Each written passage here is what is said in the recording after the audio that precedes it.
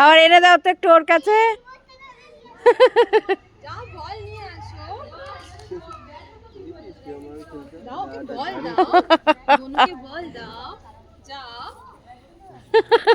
লজ্জা পেয়ে চলে গেছে। এই দেখ বল, দেখ ও দেখ সামনে এনে দিয়েছি আবার। ওই যে তো সামনে দেখ, এই যে স্লিপে কে চাপছে সেই দেখতে ব্যস্ত। এই যে বল বল, এই যে আবার একটু বলটা দেখ।